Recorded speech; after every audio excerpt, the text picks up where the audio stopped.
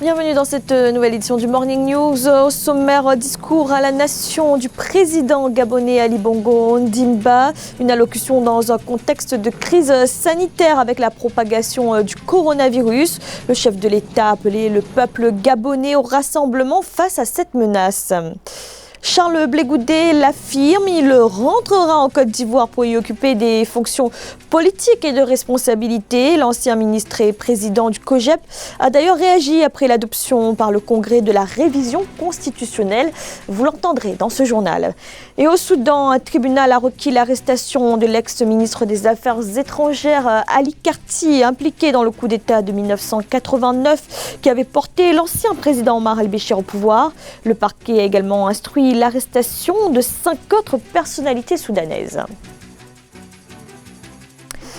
Pas d'annonce de mesures supplémentaires, mais un discours qui se voulait rassembleur. Le président du Gabon, Ali Bongo Ondimba, s'est exprimé ce 18 mars sur l'épidémie de coronavirus. Il a appelé les Gabonais à être unis et solidaires face à cette crise sanitaire. Le pays qui compte 3 cas confirmés de Covid-19. Grazela Tchakounté, commentaire Viviane Baoken.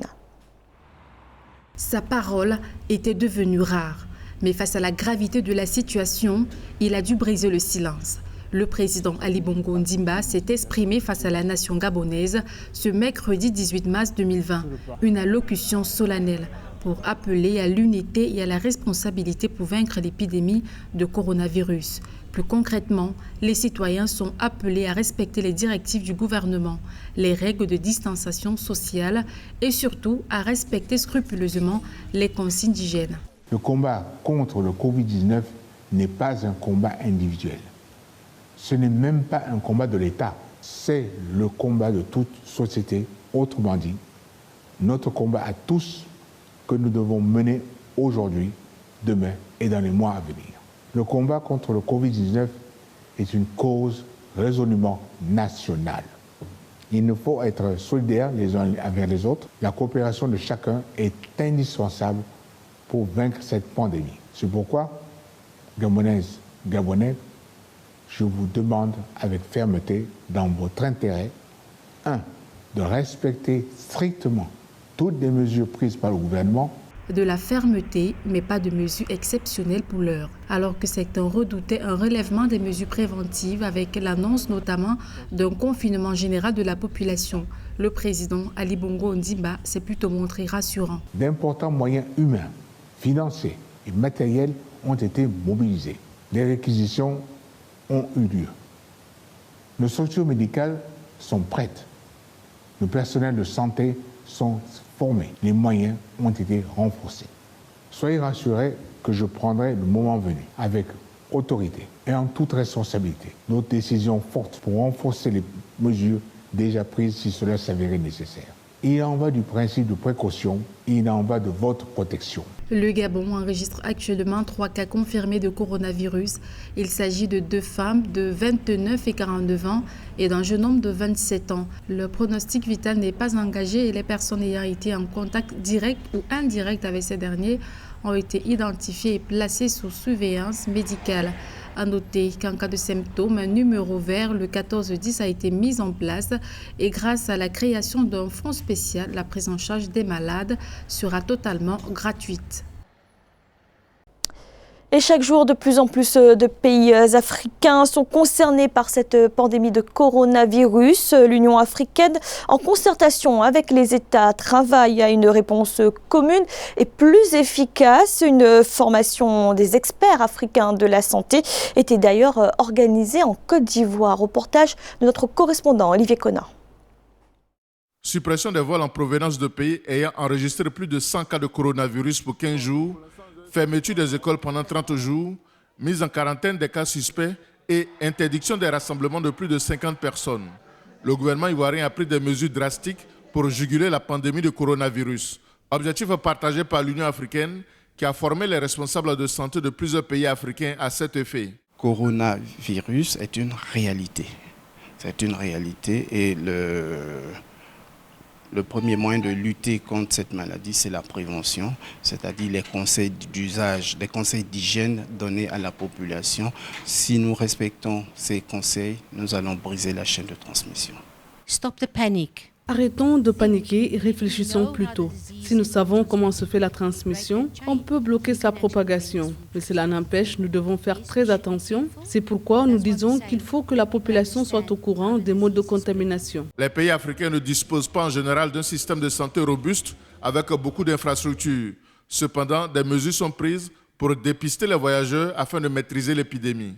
Si une personne qui tousse ou bien si une personne qui éternue vient directement par l'aéroport, il y a le triage qui se fait en amont et après le triage, il y aura ce qu'on appelle une réorientation vers une salle d'isolement où on va investiguer le cas. Selon l'Organisation mondiale de la santé, à la date du 16 mars 2020, l'on enregistre 160 cas de coronavirus et 3 décès dans 22 pays africains. À l'échelle mondiale, il y a 167 511 personnes infectées et 6 606 décès. Un bilan qui s'alourdit de jour en jour. Et on reste en Côte d'Ivoire où l'échiquier politique se recompose à l'approche de l'élection présidentielle d'octobre 2020. Charles Blé Goudé, président du COGEP et ancien ministre, compte bien faire entendre sa voix. Acquitté par la Cour pénale internationale, il est désormais déterminé à revenir en Côte d'Ivoire. La Côte d'Ivoire où le Parlement vient d'adopter le projet de révision de la Constitution. Un sujet de la rédaction. Le Parlement ivoirien a adopté ce 17 mars le projet de révision constitutionnelle.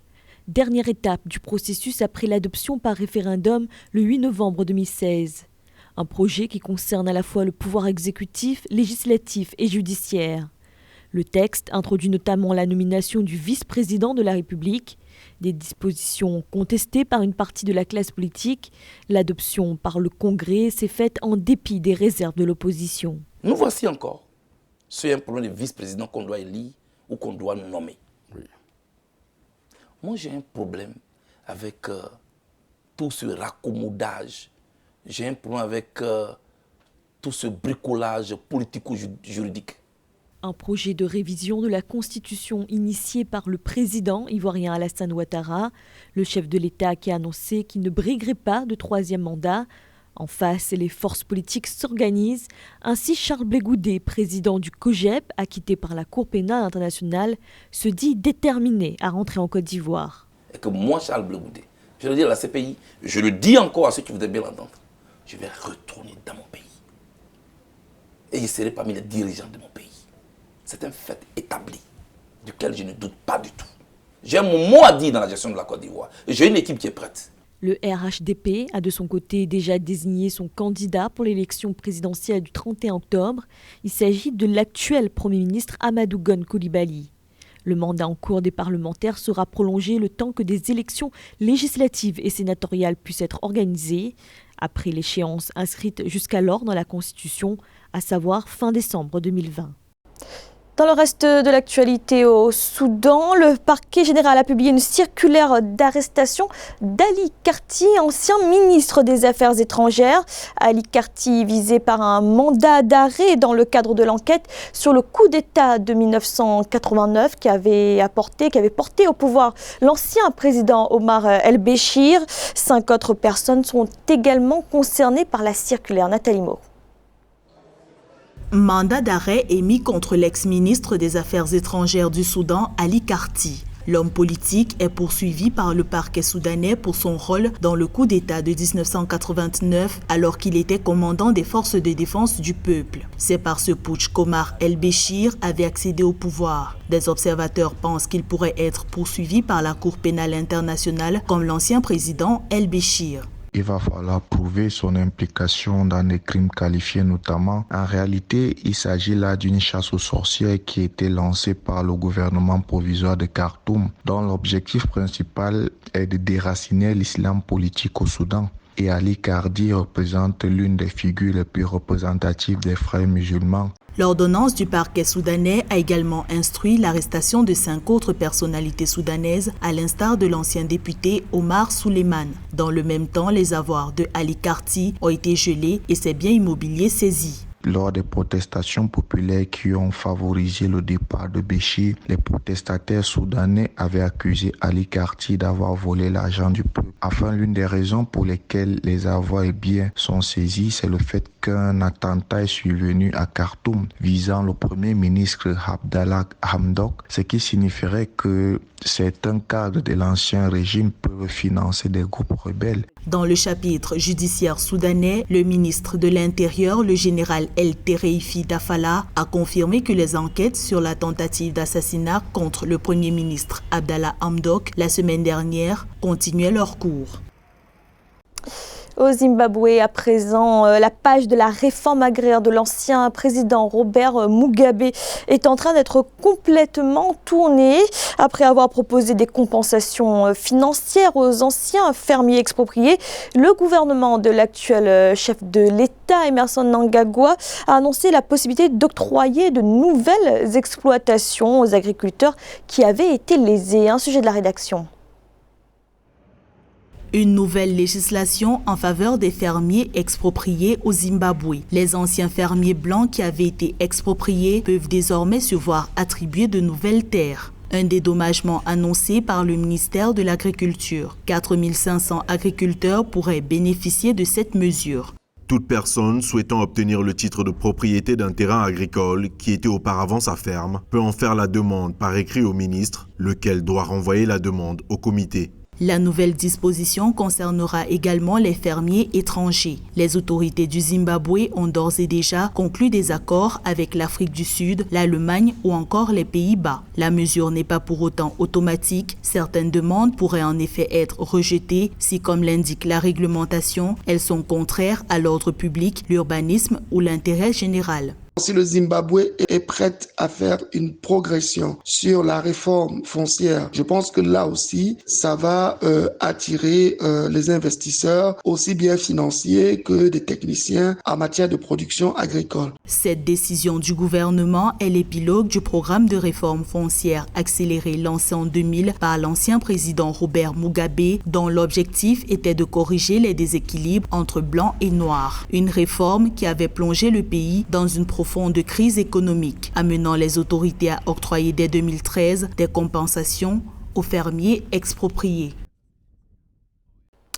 Les recettes d'exportation d'électricité en hausse pour l'Ouganda, une augmentation de 13% au cours de l'année 2019.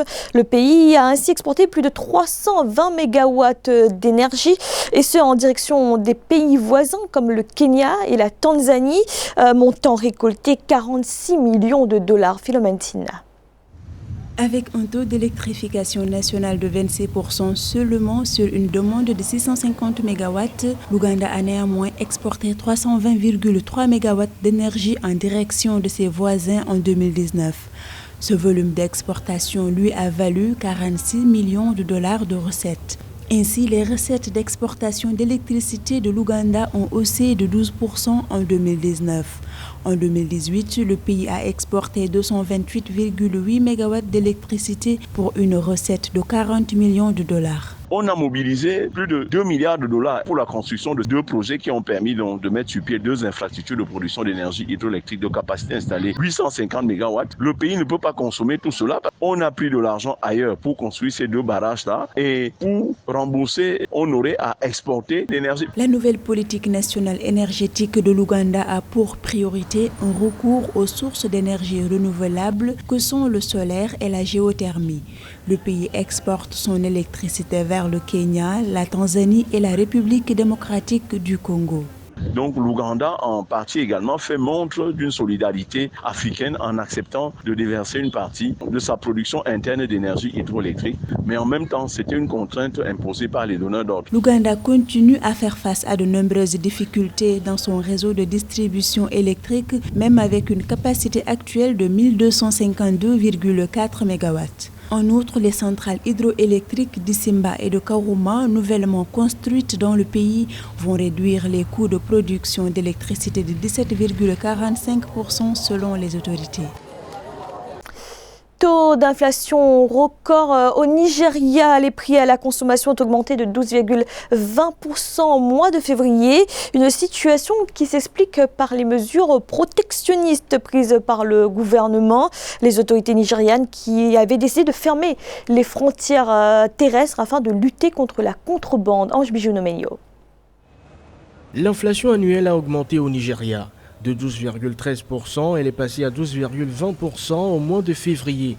Il s'agit là du taux d'inflation le plus élevé depuis avril 2018, où il s'est levé à 12,48%.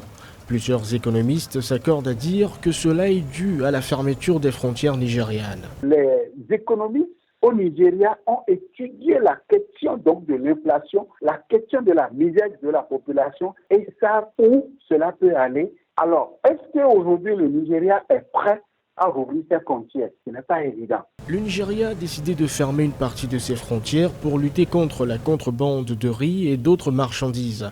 Cette décision aurait donc créé une inflation puisque les producteurs locaux ont du mal à répondre à la demande alimentaire de près de 200 millions d'habitants.